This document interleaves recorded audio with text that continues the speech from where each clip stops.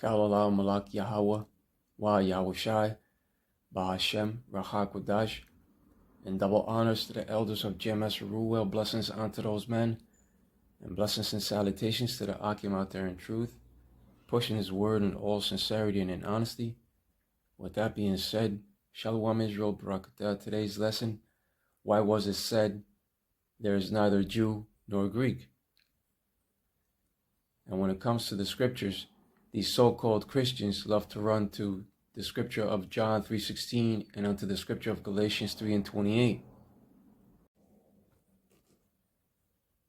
And when it comes to both of these scriptures of John 3:16 and Galatians 3:28, they're referring to Israelites and not to any other nation.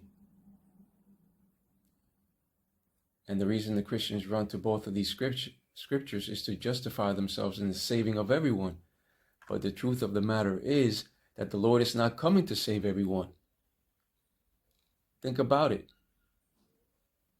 If these Christians claim that the Lord is coming to save everyone, then who is he coming to judge? Think about it. The Lord is coming for the elect of Israel, just as it says in the scripture of Isaiah 45:4.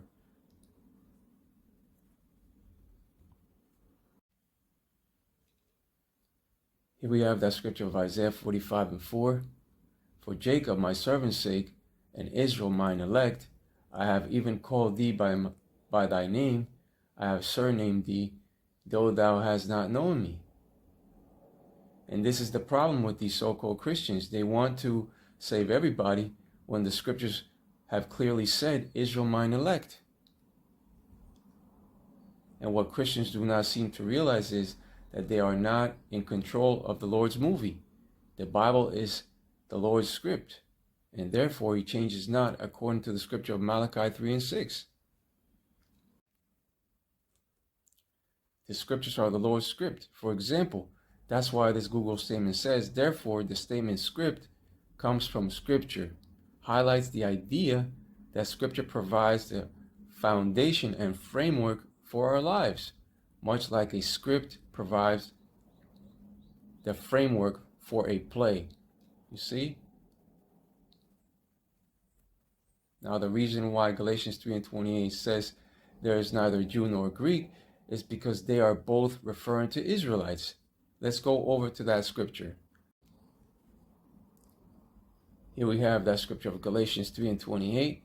There is neither Jew nor Greek, there is neither bond nor free, there is neither male nor female, for ye are all one in Yahushua HaMashiach. You are all one in the anointed Yahushua HaMashiach, the heavenly Son at his right hand side.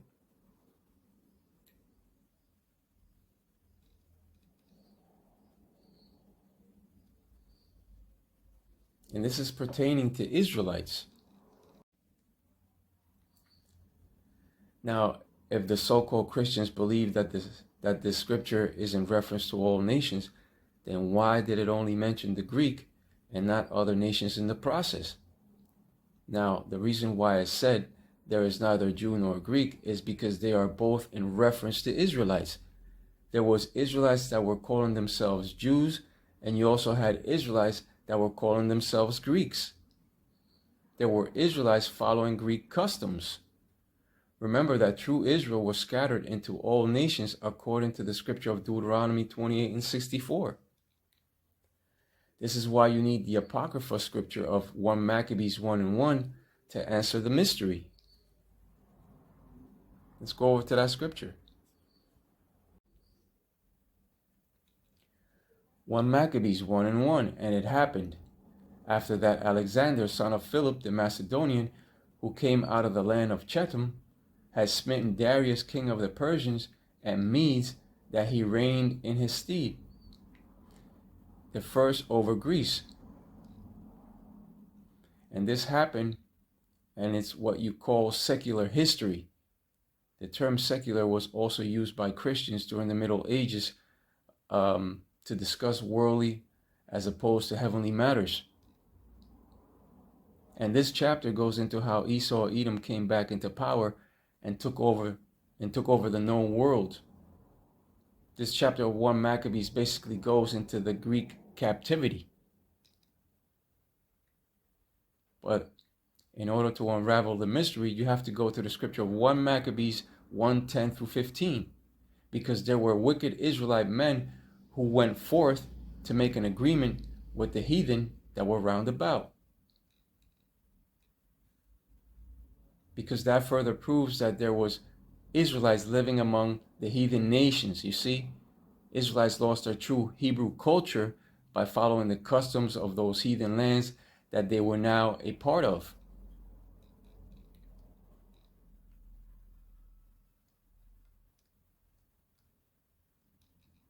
Let's go over to 1 Maccabees 1 and 10.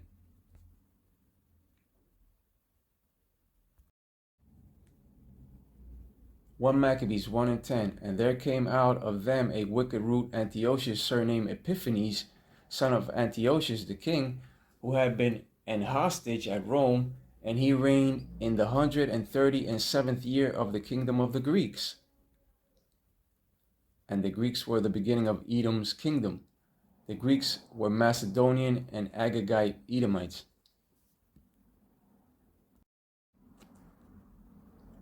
One Maccabees 1 and 11. In those days went there out of Israel wicked men, who persuaded many, saying, Let us go and make a covenant with the heathen that are round about us, for since we departed from them, we have had much sorrow. So in other words, the law, statutes, and commandments were grievous to those wicked Israelites. That's why they made a covenant with the heathen that were round about them, because those laws, statutes, and commandments were grievous to those wicked Israelites.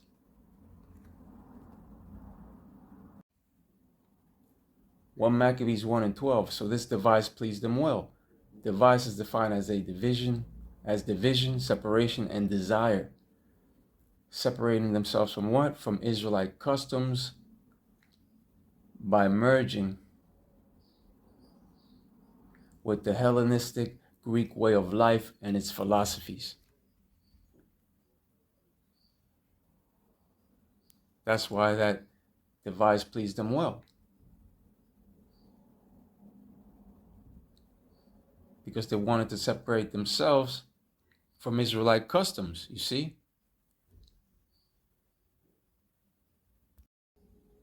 1 Maccabees 1 and 13, then certain of the people were so forward herein that they went to the king, who gave them license to do after the ordinances of the heathen.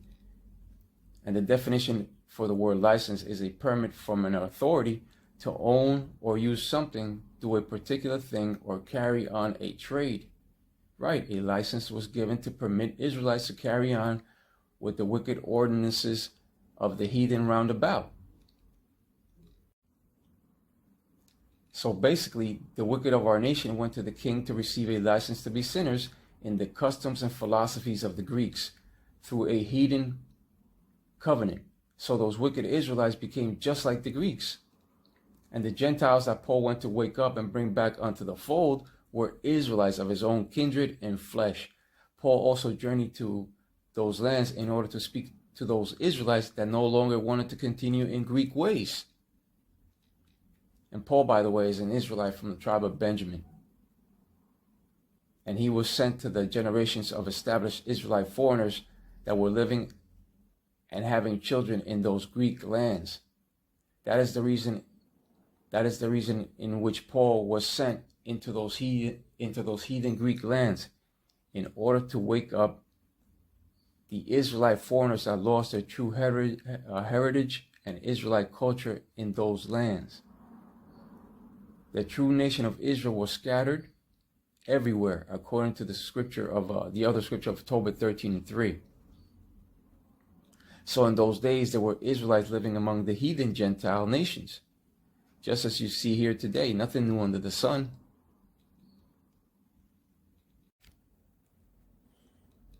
So what had happened was that those Israelites living among the heathens became Hellenized and became unnatural Gentiles themselves by following heathen customs, philosophies, and false deities.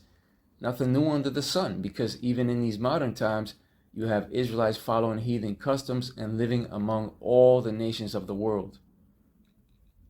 And by living in foreign soil, you tend to follow the ways and customs of that land that you now inhabit.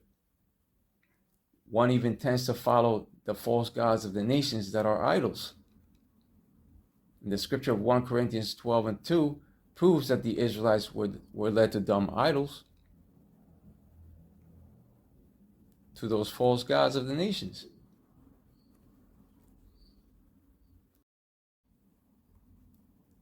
Maccabees 1:14, whereupon they built a place of exercise at Jerusalem according to the customs of the heathen. Even Jason wanted to become next in line to become high priest.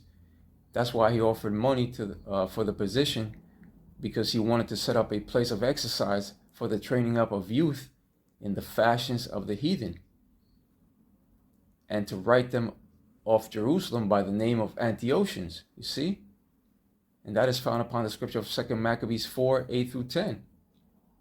So Jason offered money to the king in order to build a gym for the Israelites to be raised up like Greek heathens, to be raised up as Antiochians, right? To be raised up according to Greek fashion.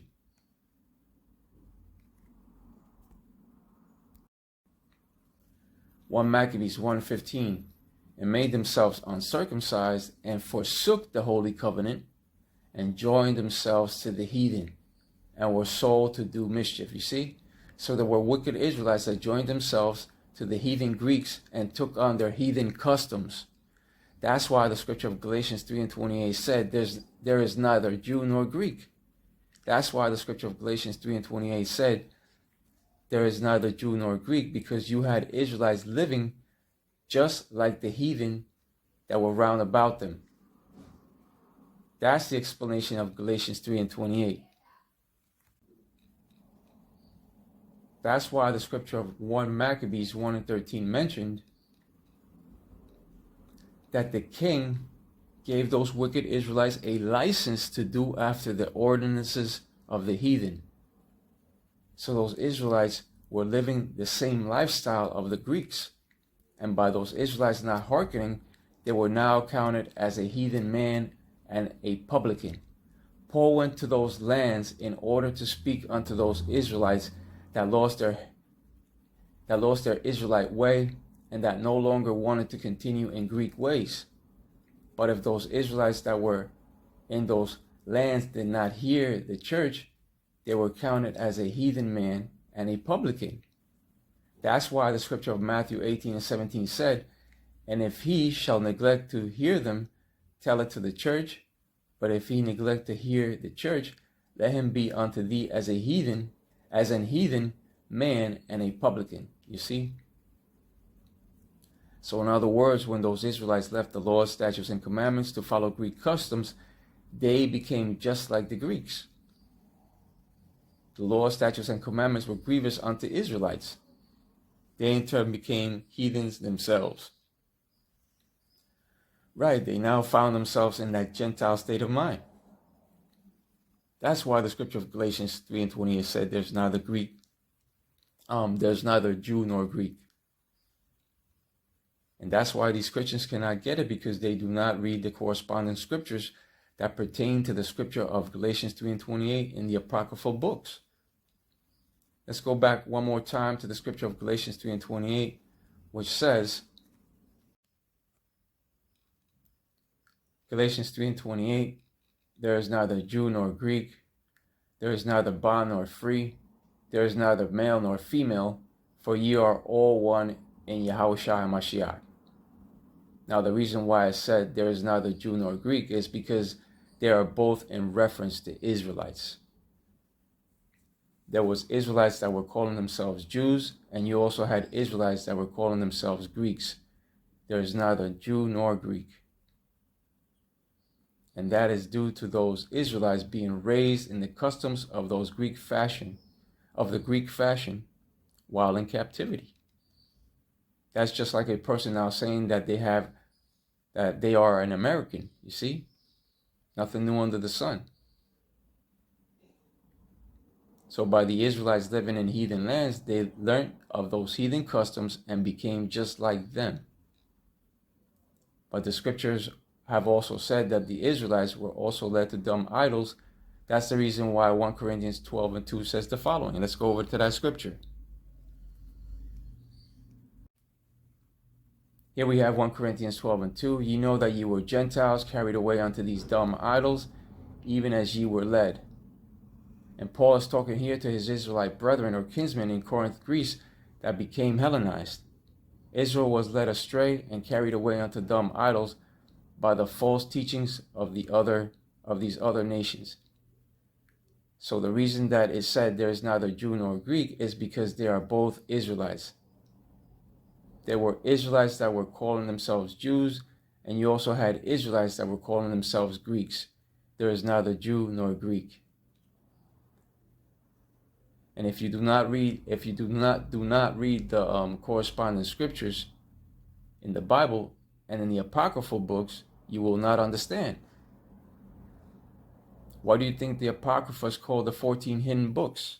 You see, there was stuff that was hidden. But with that being said, Ka'alala Malak Yahweh, Wa Yahweh Shai, Bahashem, Rachakwadash, and double honors to the elders of GMS Ruel, blessings unto those men, and blessings and salutations to the Akim out there in truth, pushing his word in all sincerity and in honesty. With that being said, Shalom Israel, Barakatah.